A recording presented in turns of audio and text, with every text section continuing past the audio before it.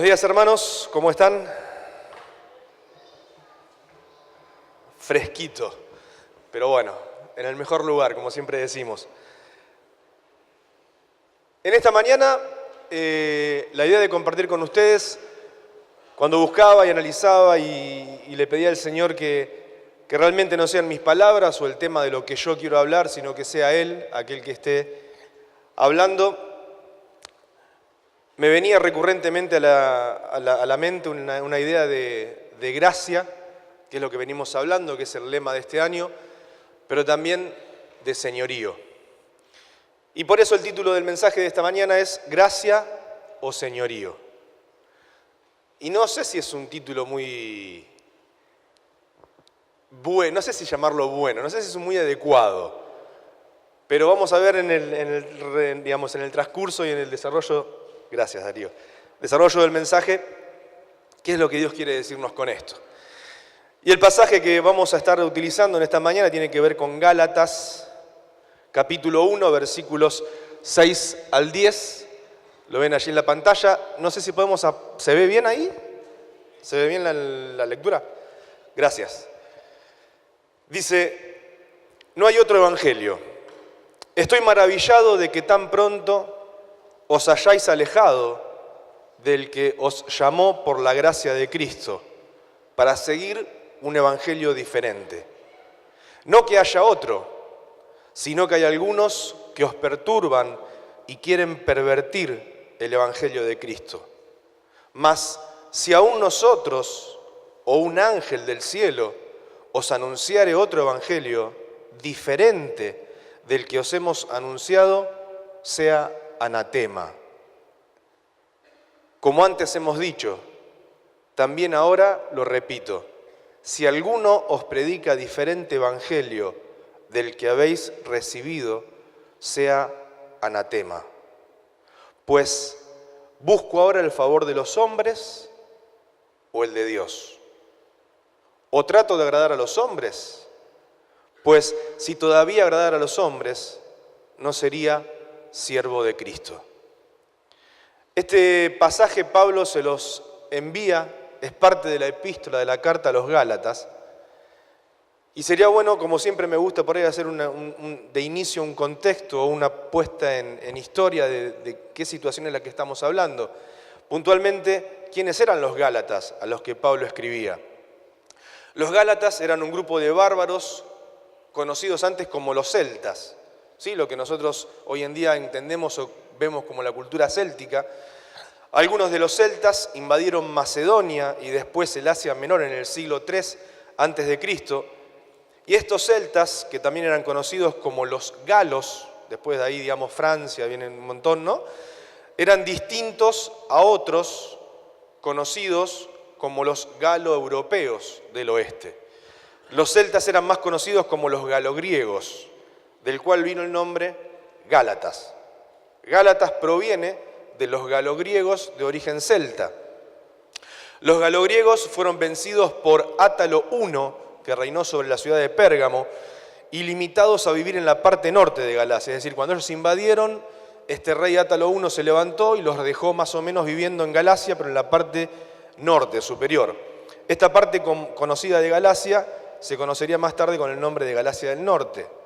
Después de la conquista por los romanos, esta región quedó igual hasta que se convirtió en una provincia del Imperio Romano. Todo este lugar pasa a ser una provincia del Imperio Romano, y en esta provincia luego se incluyeron las ciudades más al sur, como Listra, Iconio y Derbe. ¿Sí? Para más o menos ubicarnos, que son las ciudades que después se cita que Pablo visita. Toda la región, desde el norte hasta el sur, era conocida como Galacia en los tiempos de Pablo. Los Gálatas eran conocidos por su inestabilidad. ¿Cómo era el Gálata puntualmente? Y un día podían ser muy celosos por un asunto espiritual en el presente y después fríos por el mismo asunto unos días más tarde. Es decir, era como que estaban en base a la moda, ¿no? Lo que estaba en el momento, lo que era top, se metían en eso y pasados unos días eso dejaba de ser importante para dedicarse a otra cosa. La narración bíblica dice que en su primer viaje misionero, Pablo estableció iglesias en la región sur de Galacia, donde predicó el Evangelio en las ciudades de Iconio, de Listra y de Derbe. Esto lo encontramos en Hechos 13 y 14. Y en su segundo viaje misionero, el apóstol visitó por segunda vez estas ciudades, Hechos 16, y después por tercera vez visitó a los hermanos en su tercer viaje misionero, Hechos 18. ¿Por qué cito esto? Porque algunos eruditos piensan que en el segundo y tercer viaje misionero, la visita de Pablo no fue precisamente al sur de Galacia, a estas ciudades que nombrábamos antes, Derbe y Iconio, sino que en realidad Pablo fue al norte, ¿sí? Y que él visitó a estos celtas, o les predicó el Evangelio, lo que era conocido como la región de Galacia del Norte, y a los galogriegos. Este problema durante muchos años ha traído diferentes opiniones entre los eruditos y que estudian sobre esto, en determinar a cuál iglesia estaba escribiendo Pablo. Si estaba escribiendo a los Gálatas del sur o a los Gálatas del norte. Y no los quiero enrollar más con esto, pero es simplemente para que ustedes un poco se ubiquen. La teoría es flexible, tanto acerca del tiempo en el cual se escribió, si fue antes o después del concilio. Si lo dice Pichón, fue antes del concilio de Jerusalén.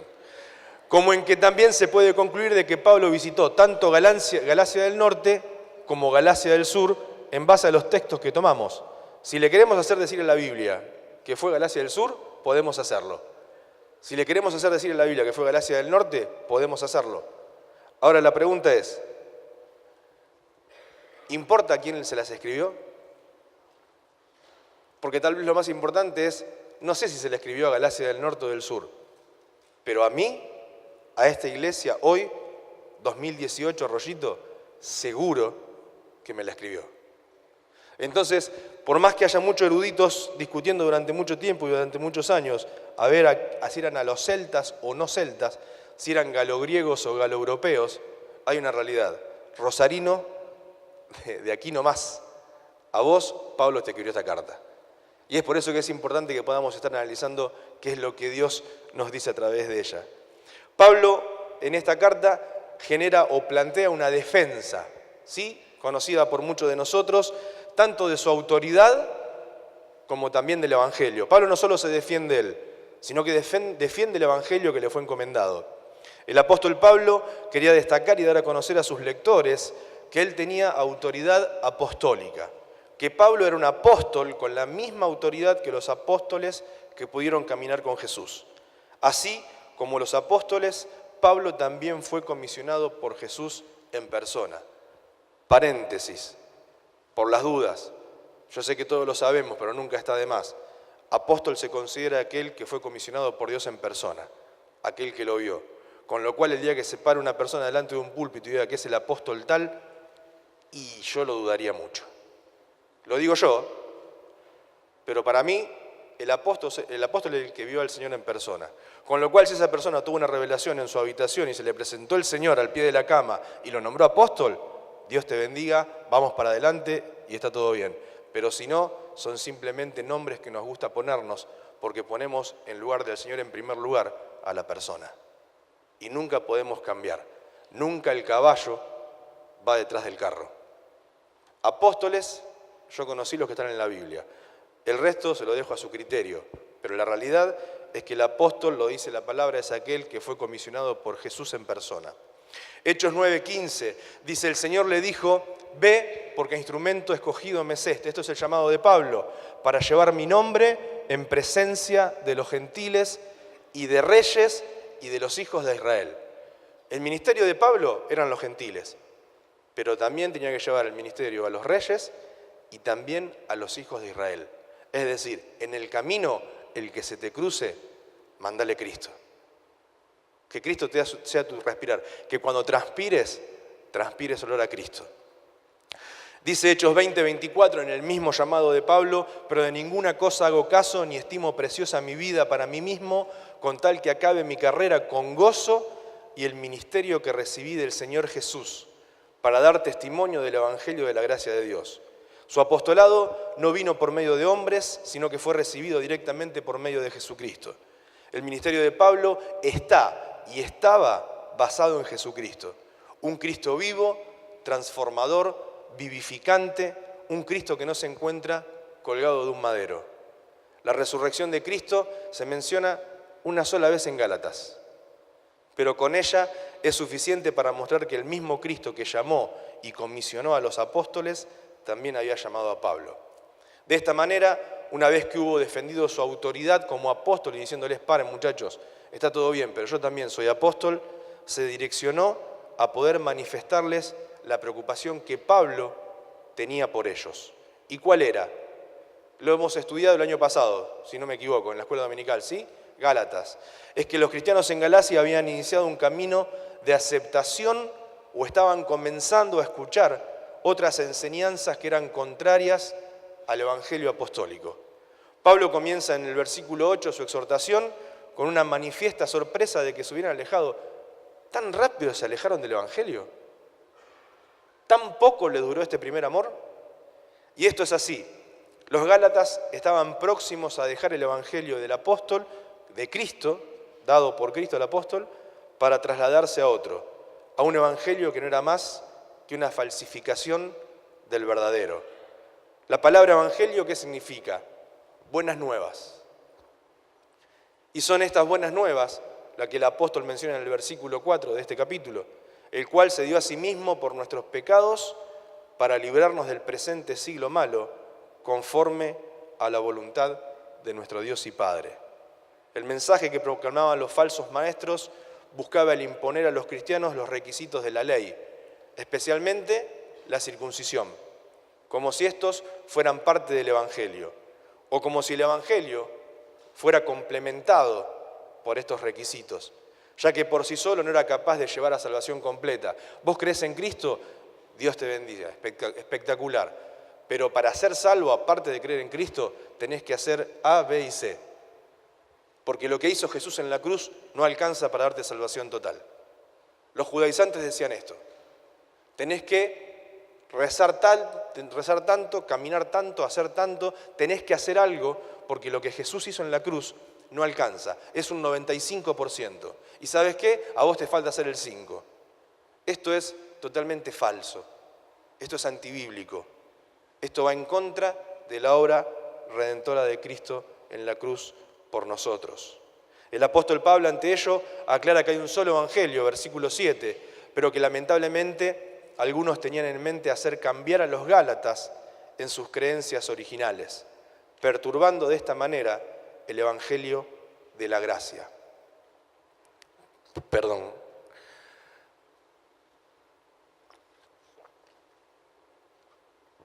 A veces podemos llegar a asombrarnos, a sorprendernos verdaderamente por aquellas cosas que las personas aceptan y toman para sí como religión o como credo. Nos cuesta pensar de que realmente, si lo analizamos no desde el punto de vista de la fe o emocional, sino desde la razón, nos cuesta creer que puedan creer en esto. Hay personas que están abiertas a aceptar toda clase de herejías y hoy lo estamos viviendo. Por ejemplo, nueva era. Y es una realidad entre nosotros. ¿Qué es la nueva era? Bueno, ustedes lo ven ahí, ¿no? Un dibujito, hay un montón, pero la nueva era, con toda su carga e influencia esotérica, sostiene que con la llegada de la llamada era de Acuario, que es la nueva era, la era de Acuario es la nueva era, ha empezado una época de paz, bienestar y armonía mundial, quedando atrás la era de Piscis, que habría supuesto 2000 años de conflictos y guerras.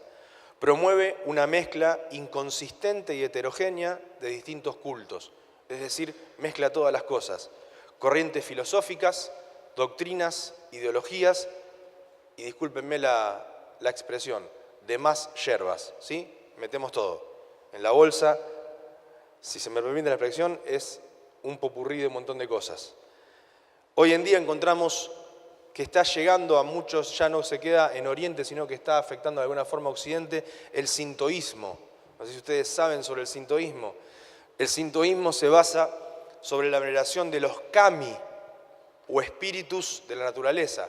Y tal vez no esté llegando a la vida de las personas aquí en Rosario o en América como sintoísmo en sí, pero sí la idea está llegando, es decir, lo que es esencial en esta creencia está llegando. Algunos kami o espíritus son locales y son conocidos como espíritus o genios de un lugar en particular. Y empezamos a hablar de espíritus y de un montón de cuestiones que tienen que ver con abrir puertas a cuestiones que no nos conviene. Más en auge todavía, la cienciología o cientología. No sé si alguno de ustedes lo habrá escuchado, con un montón de personajes. Conocida también como la cienciología va dando a conocer a los seguidores sus creencias, pero poco a poco, a medida que estos van desembolsando durante años grandes cantidades de dinero. Su basamento se encuentra en Zenú, un dictador extraterrestre que hace 75 millones de años supuestamente trajo a la Tierra millones de personas en naves espaciales, dejándolas en volcanes y matándolas con bombas de hidrógeno. Esto es lo que creen. ¿Y saben quiénes están? Un montón de actores de Hollywood. Es la religión de los ricos. Tom Cruise es el que está, por así decirlo, a la cabeza. John Travolta, y ahí ven, un montonazo. Beckham, bueno, infinidad de actores. Y hay fotos con ellos en púlpitos con el símbolo de la cientología. Es la religión que se viene. Es la religión de los poderosos. Que nos quieren decir que un extraterrestre vino hace 75 millones de años y dejó millones arriba de volcanes. No podemos creer que Jesús nació de forma virgen, que fue concebido de forma original, pero sí podemos creer de que nos dejaron con un plato volador en un volcán, destruyéndonos con bombas de hidrógeno. Estamos complicados.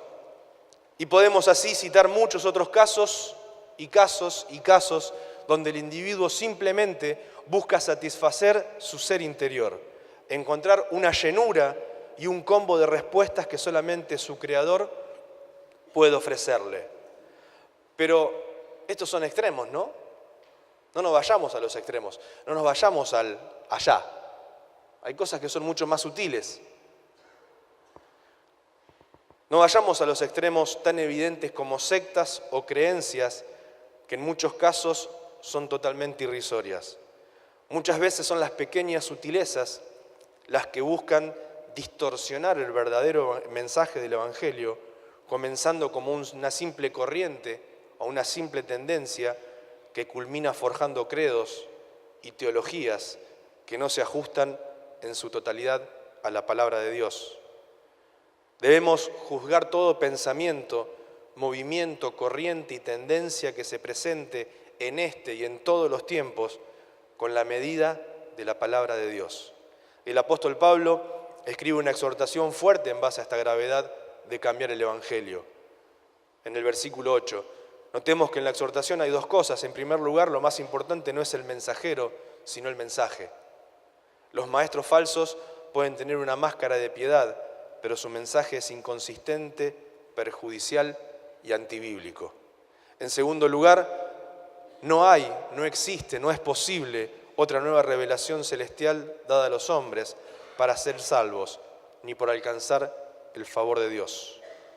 El autor, Pablo mismo, nos dice que ni un ángel del cielo que descendiera debe ser escuchado si trae otro evangelio, para aclarar la realidad de que no existe otro evangelio dado por Dios. Es interesante que en los tiempos que vivimos muchos pongan su fe en una persona o en experiencias sin tener en mente el contenido y el fundamento bíblico. El veredicto apostólico para quienes predican un evangelio falso es de maldición. Anatema es una palabra que nos parecería sencilla, pero que tiene una carga y un peso fuertísimo. Anatema en realidad significa o tiene la idea de maldición total. Alguien que es entregado a juicio divino. Y aquel que predique una palabra que no tenga que ver con la que tiene la palabra de Dios, sea anatema, dice Pablo. Así que no me gustaría estar en los zapatos de aquellos que lo hacen, porque es el juicio de Dios el que va a caer sobre ellos, no el del hombre. El apóstol Pablo se defiende contra algunas acusaciones de los judaizantes. Según ellos, Pablo buscaba agradar a los hombres con un pseudo-evangelio. Cuando estaba con los judíos, predicaba la circuncisión y la importancia de cumplir la ley, pero cuando predicaba a los gentiles, el apóstol ponía su énfasis en la libertad. Podemos entender que evidentemente quienes se levantaban como detractores y opositores de Pablo interpretaron mal el método evangelístico del apóstol, que estaba enfocado en ganar almas para Cristo. Dice 1 Corintios 9:22, me hice débil para los débiles a fin de ganar a los débiles. A todos he llegado a ser todo. El evangelio que fue comisionado por Cristo no fue y no puede ser cambiado. El apóstol no era siervo de los hombres. Su maestro lo comisionó a predicar un evangelio para todos los hombres. Y el deseo intenso de Pablo era agradar a Dios. El mensaje que Pablo presentaba, indudablemente, era para agradar a Dios y no a los hombres. Los judaizantes confundían adaptar el mensaje en cuanto a la forma para llegar con adaptar el contenido. Pablo no estaba quitando contenido. Hoy en día le llamaríamos homilética, ¿sí? Lo que Pablo estaba haciendo es, si al judío el mensaje de salvación le llega de esta manera, le predico así. Pero si al gentil el mensaje de salvación le llega de esta manera, le predico así. Pero no predico dos mensajes diferentes. No es un mensaje de evangelio por acá y un mensaje de evangelio diferente por acá. Es el mismo mensaje adaptado a diferentes circunstancias. Pero eso hacía que le acusaran de que él lo había diluido, que él había hecho un evangelio como para que los gentiles compraran. 1 Tesalonicenses 2, 4 al 7 dice, sino que según fuimos aprobados por Dios para que se nos confiase el evangelio, así hablamos, no como para agradar a los hombres, sino a Dios, que prueba nuestros corazones.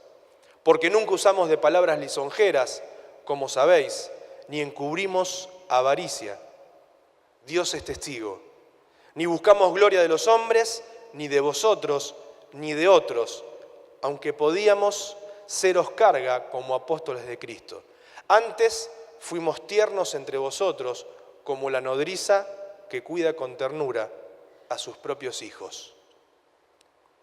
Aquí hay una lección que debemos tener en mente. Los métodos para compartir el evangelio, como decíamos, pueden ser muchos y diferentes, pero el contenido del mensaje es uno y no cambia, no es negociable. Tenemos que ser fieles en poder compartir el evangelio que no cambia, que no se acomoda, que no se contamina, que no se sincretiza, que no toma del mundo para poder entrar al mundo. Los acusadores de Pablo no podían ver la diferencia entre un método que resultaba útil en ese momento para compartir el evangelio y el evangelio de la gracia en sí. Un evangelio que no tiene su origen en fuerzas humanas, como decíamos, sino que fue recibido de parte de Dios. Y en todo este clima, en todo esto que Pablo desarrolla, en todo lo que Pablo expone, nos encontramos entonces en la iglesia de Galacia, una iglesia enredada en una serie de conflictos y de discusiones sobre cuál era la clase de vida que debían llevar aquellos que estuviesen dispuestos a ser discípulos de Cristo. Una corriente de influencia judaizante, como decíamos, pretendía que se incorporaran las prácticas de la ley para ser salvos. Y en medio de esta búsqueda de querer implementar las costumbres judías, también se intentaba acusar a Pablo sobre su intención de diluir, suavizar, aguar los requerimientos para ser un verdadero seguidor de Jesús. No solo se pretendía echar por tierra el ministerio y el llamado de Pablo, sino que flotaba en el aire un pensamiento que insinuaba sobre que aquellos que habían sido convertidos, de saber cuáles eran los verdaderos requisitos, no hubiesen aceptado de ninguna manera seguir a Jesús. ¿Qué les estaban diciendo? Sí, ustedes aceptan seguir a Cristo porque les resulta fácil. Pero vamos a ver, circuncidate, cumplí las leyes, haz esto, haz el otro, poné tu vida bajo rigor. Vas a ver cómo no seguís a Cristo. Cómo enseguida te volvés. ¿Cuánto te cuesta seguir a Cristo? Ah, claro, una aceptación. A mí me cuesta todo un estilo de vida. Ese pensamiento lamentablemente está en la iglesia de hoy todavía, pero inverso. Pensamos que en seguir a Jesús es simplemente una aceptación. Y en esto le doy la derecha a los judaizantes, no por legalismo, sino por entrega. Seguir a Cristo no es solamente una aceptación, es todo un estilo de vida. Son 24 horas, 365 días. Es ya no vivo yo, mas vive Cristo en mí. Es desvestirme del viejo hombre para revestirme del nuevo. Pablo termina siendo para estos judaizantes un adaptador del mensaje, diluyendo el mismo, volviéndolo más factible, más apropiado para muchos, con la intención de no ofender o no asustar a sus oyentes, evitando así que los mismos no se sientan atraídos o seducidos por su contenido. Ahora yo me pregunto, ¿esta acusación realizada sobre Pablo en la antigüedad ha perdido vigencia el día de hoy? Bien, pichón. ¿Puede tomarse con liviandad en la actualidad, siendo que ya no tenemos judaizantes en medio nuestro? Estamos cubiertos. ¿Algún judaizante en la sala? ¿No? Bien. ¿Estamos libres de peligro? No. En primer lugar, hay una problemática que todos nosotros tenemos un profundo deseo de ser aceptados.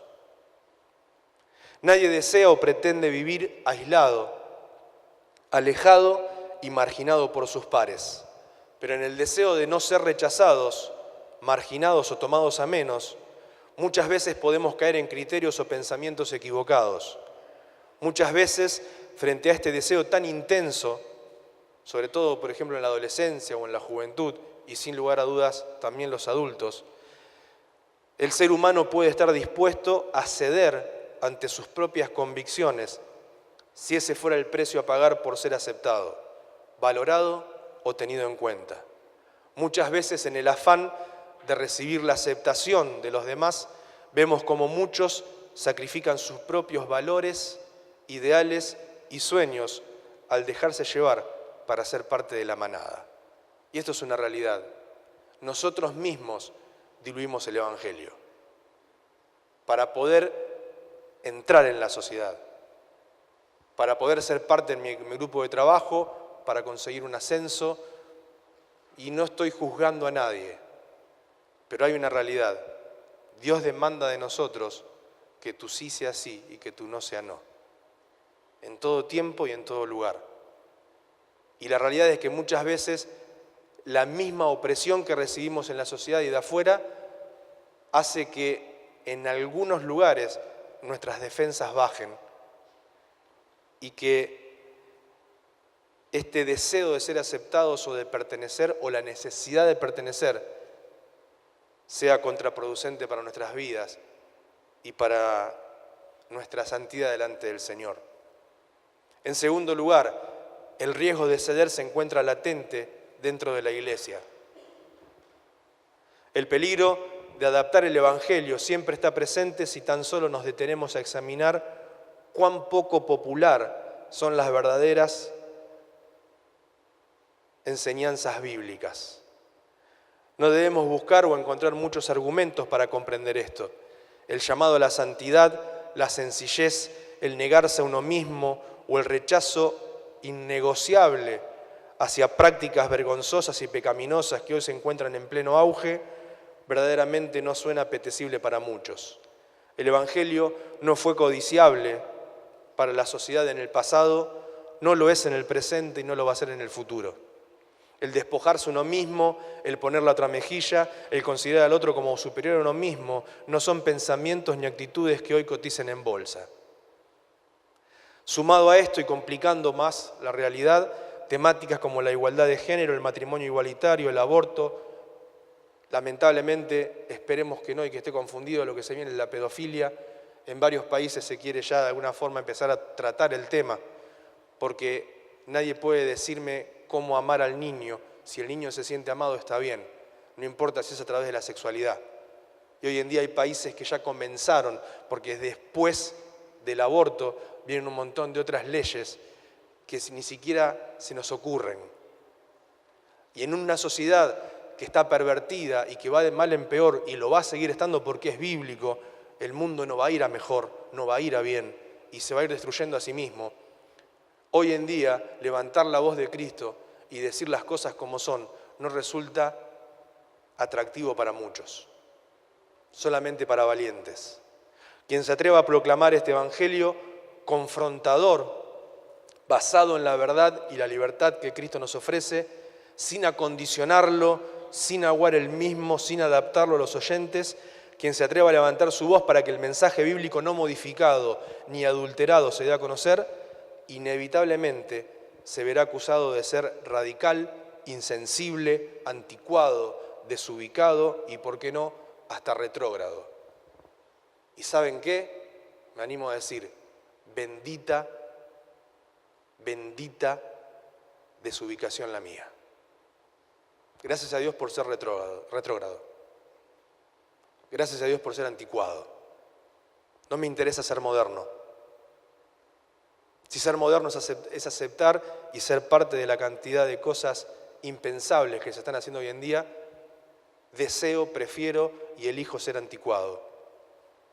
Por ello, al día de hoy encontramos que lamentablemente resulta mucho más fácil proclamar un mensaje adaptado y ajustado para declarar las verdades parciales que seguramente serán bien recibidas por el pueblo, pero que no lo confrontarán a un cambio profundo y radical, producto de la obra del Espíritu Santo en sus vidas. Y aquí voy a citar 3 cosas o 4 y les voy a pedir por favor que lo entiendan como que no es la intención herir susceptibilidades, ni pensamientos, ni credos. Es lo que yo pienso y me hago responsable sobre esto. En primer lugar, en el tercer punto, en primer lugar, pero el tercer punto es que estamos también ante el peligro de proclamar aquello que se desea escuchar en la iglesia, ¿sí? Decíamos que había 3 peligros: el deseo de ser aceptado, el peligro latente que está en la iglesia de adaptarse, y el tercero es proclamar aquello que se desea escuchar. Hay una cuestión que tiene que ver con que históricamente desde que me subía desde jóvenes o adolescentes, cuando estuve adelante, siempre se me tildó de lo mismo, y en el buen sentido, no hablo despectivamente, pero se me tildó de que soy muy frontal, que no ando con vueltas y que voy al pecho. Sí, soy así. Yo no entiendo otro evangelio, no entiendo otra forma de predicar el evangelio. Ahora, si usted se siente en esta mañana confrontado, es porque realmente lo que está escuchando no es a mí. Ahora, si usted se va, qué lindo lo que habló, la verdad, re bien, pero no se siente confrontado a un cambio y Dios no le sacudió la estructura, nos estamos entreteniendo. Y lamentablemente hoy en los púlpitos lo que se busca es dar a la persona que está escuchando lo que quiere escuchar. Y ¿sabes una cosa? Por lo menos con mi vida, Dios siempre me habla, o generalmente me habla, lo que no me gusta escuchar, lo que no quiero escuchar, lo que prefiero no escuchar. Y Dios me lo repite, y me lo repite, y me lo repite. Hasta que no escuchás, no voy a dejar de decirlo. Así que si en esta mañana te sentís confrontado, te sentís incomodado, reclamáselo a Dios.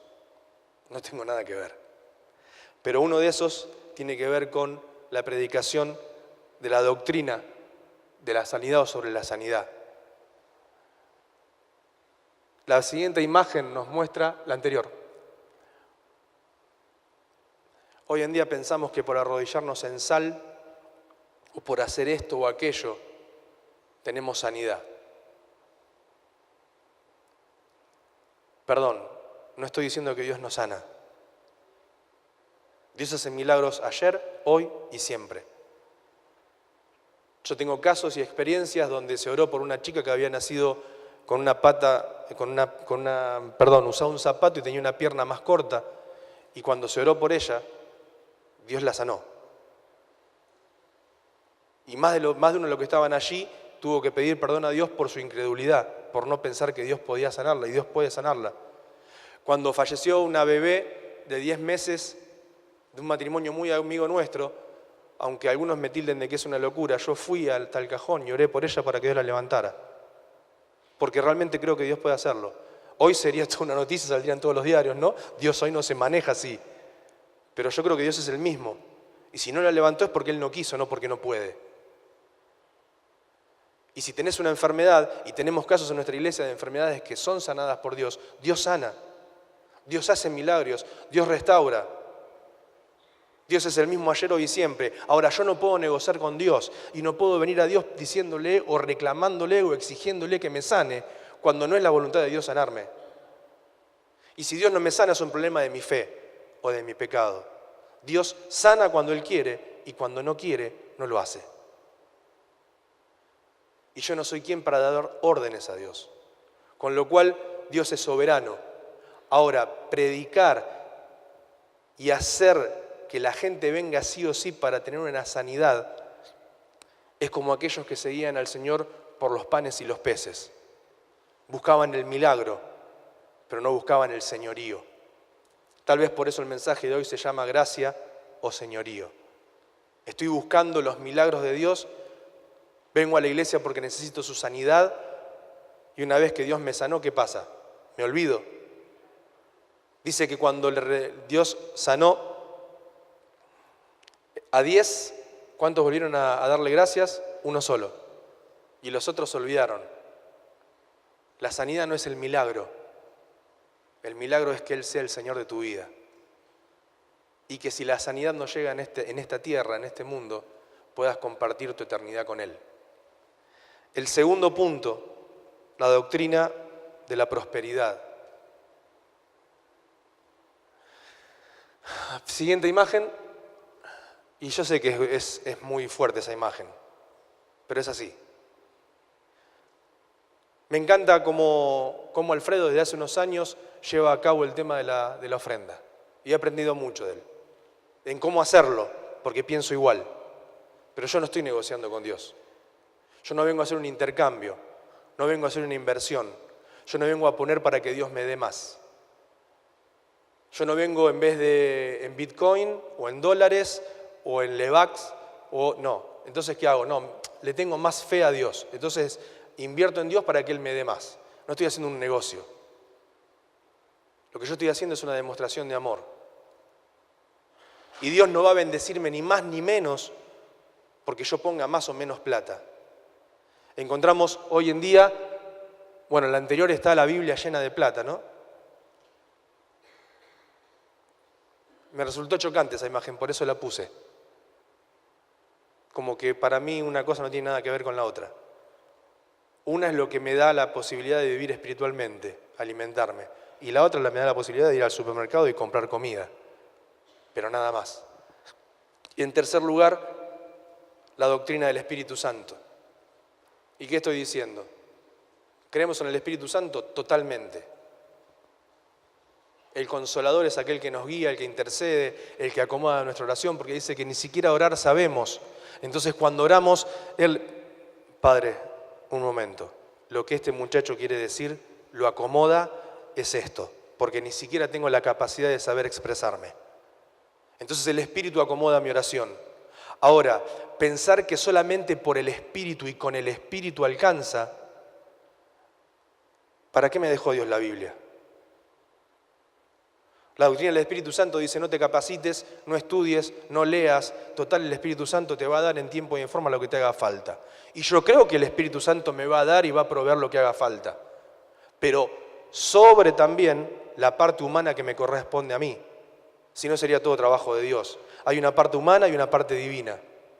Y entonces allí encontramos que decía Charles Spurgeon, una Biblia que está hecha a pedazos usualmente pertenece a alguien que no lo está. ¿Cómo está tu Biblia? ¿Cómo está tu tiempo de relación con el Señor?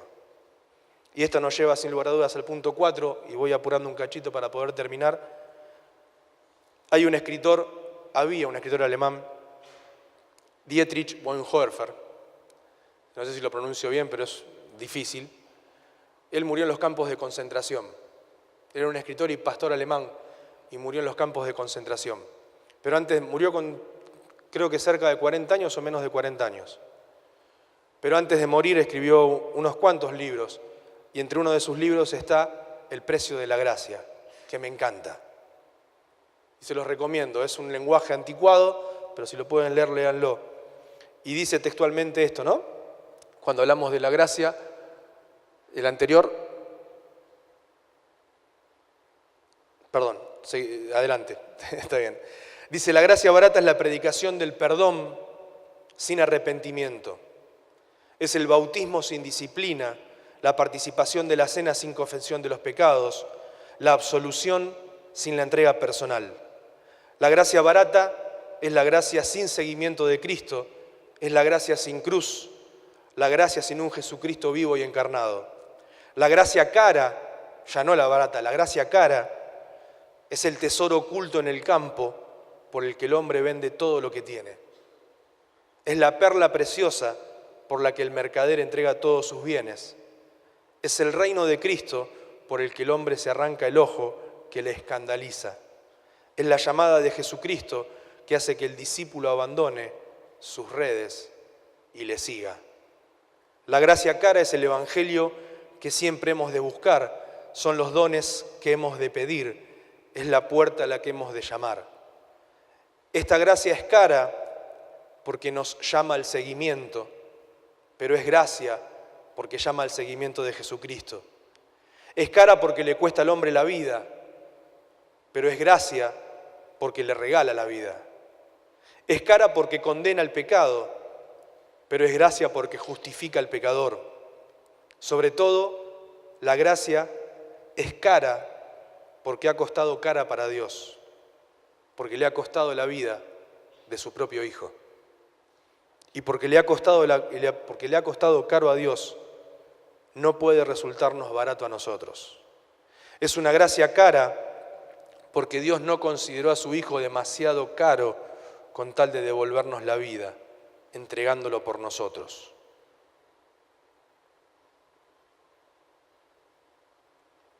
¿Gracia cara o gracia barata? ¿Qué tipo de gracia estás viviendo?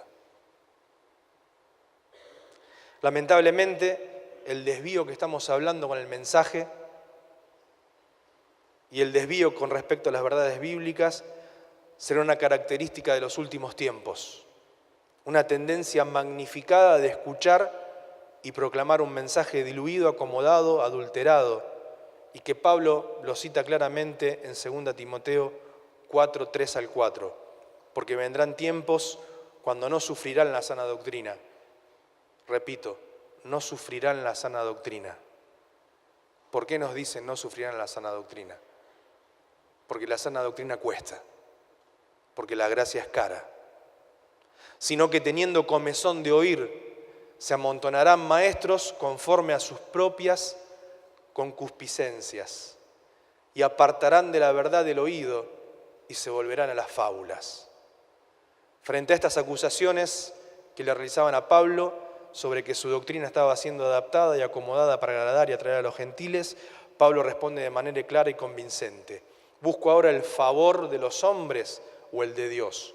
¿O trato de agradar a los hombres? Pues si todavía agradara a los hombres no sería siervo de Cristo. Una cosa es incompatible con la otra. Quien busque proclamar las verdades de Dios deberá estar dispuesto, como decíamos, a convivir con los reproches, los reclamos y las experiencias de escándalo que puedan manifestarse. Generalmente fuera de la iglesia, pero aún también dentro de la iglesia. No es que vayamos por la vida buscando escandalizar a las personas, pero será muchas veces el resultado inevitable en nuestro intento de ser verdaderos testigos de Cristo en nuestro efímero paso por esta tierra. Hoy tal vez el Señor nos llame a reflexionar si es que estamos dispuestos a pagar este precio para ser fieles a su llamado. En esta mañana Dios te está diciendo si estás dispuesto a pagar este precio. Ponele tu nombre arriba. Esto no necesariamente hace que se dividan las aguas, no necesariamente nos hace decidir que nos paremos sobre la gracia o sobre el señorío. Es que en realidad uno no puede ir separado del otro. La gracia está ligada al señorío de Cristo y viceversa. Si es que podemos servirle, si es que podemos disfrutarle como nuestro Señor, no es más que por la obra de su gracia redentora sobre nosotros. Entonces la pregunta que da título a este mensaje debería ser corregida. No es gracia o señorío, sino que termina siendo una gracia que inevitablemente nos transforma para que el señorío de Cristo sea realidad en tu vida y en la mía. Y esta tal vez sea la mayor y más preciada verdad que podemos experimentar. La gracia de Dios sobre nuestras vidas para que Él sea nuestro Señor. En primer lugar, ¿está la gracia de Dios sobre tu vida? Y si es así, ¿esa gracia hace que Él sea tu Señor? Es mi deseo, es mi anhelo, es mi pedido, que así sea. Cierro con una frase. Martín Lutero dijo: vive en paz si es posible, mas vive la verdad, cueste lo que cueste. La paz es algo que necesitamos, algo que yo quiero, algo que deseo, que anhelo, siempre y cuando no me desvíe y no quite mis ojos de la verdad. Conoceréis la verdad y la verdad os hará libres. Oramos. Papá, te damos gracias porque entendemos y sabemos que no debemos elegir entre estar bajo tu gracia o bajo tu señorío, sino que una cosa se complementa con la otra. Gracias porque podemos servirte, podemos declarar que tú eres nuestro Señor por esa gracia que tú has tenido para con nosotros. Y es, papá, bajo esta gracia y estando bajo tu señorío, Señor, que te pedimos en el nombre de Jesús, que tú nos ayudes a quitar nuestros oídos de todo mensaje adulterado, con fábulas y artimañas del error que pretenden y que quieren engañarnos. No queremos, no debemos juzgar a nadie, no somos quienes, pero que por favor, papá, tu Espíritu nos guíe para que no podamos movernos ni un centímetro de lo que es tu voluntad para nosotros en esta vida. Queremos agradarte a ti, queremos reconocerte a ti, Señor. Y en el nombre de Jesús, ante tantas mentes filosóficas, ante tantas deformaciones que encontramos hoy, lamentablemente para agradar y para endulzar el oído de muchos, queremos un evangelio que nos confronte. Queremos un evangelio que nos sacuda, que nos quite de nuestra comodidad, que nos lleve a esforzarnos en el día a día para que podamos cada día ser perfeccionados por tu Espíritu. Papá, no sabemos cómo hacerlo, no tenemos la capacidad en nosotros, pero confiamos, descansamos y esperamos en ti, porque sabemos que tú te perfeccionas en nuestras debilidades, porque tú eres el poderoso y porque tú nos llamaste y porque tú nos diste tu promesa de que vas a terminar tu obra en cada uno de nosotros. Lo ansiamos, papá, lo deseamos. Y en el nombre de Jesús te pedimos que sigas trabajando en cada una de nuestras vidas para ser perfeccionados por ti, no para gloria nuestra, sino para darte toda la gloria y la honra a ti, el único merecedor de ella. En el nombre de Jesús te lo pedimos. Amén.